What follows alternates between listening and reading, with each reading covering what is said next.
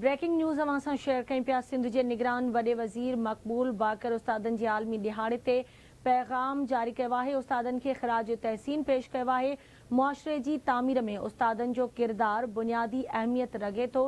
निगरान वॾे वज़ीर जो इहो चवणु आहे त असां मज़हब उस्ताद खे रूहानी वालदेन जो दर्जो ॾिनो आहे। जस्टिस रिटायर्ड मक़बूल बाकर जो इहो चवणु आहे त अॼु असां जेको कुझु बि आहियूं पंहिंजे उस्ताद जी बदौलत आहियूं। अहम ख़बर आहे, अवां खे आगाह कयूं पिया। सिंध जे निगरान वॾे वज़ीर मक़बूल बाकर उस्तादनि जे आलमी दिहाड़े ते पंहिंजे पैगाम में उस्तादनि खे ख़राज तहसीन पेश कयो आहे। मुआशरे जी तामीर में उस्तादनि जो किरदारु बुनियादी अहमियत रखे थो। निगरान वॾे वज़ीर जो इहो चवणु आहे त असांजे मज़हब उस्ताद खे रूहानी वालदेन जो दर्जो ॾिनो आहे, जॾहिं त अॼु असां जेको कुझु बि आहियूं पंहिंजे उस्ताद जे बदौलत आहियूं।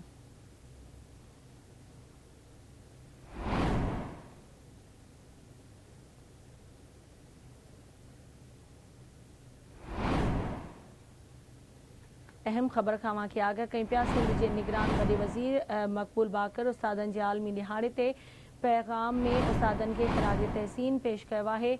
मुआशरे जी तामीर में उस्तादनि जो किरदारु बुनियादी अहमियत रखे थो। निगरान वॾे वज़ीर जो इहो चवणु आहे त असांजे मज़हब उस्तादनि खे रूहानी वालदेन जो दर्जो ॾिनो आहे। अॼु असां जेको कुझु बि आहियूं पंहिंजे उस्ताद जी बदौलत आहियूं।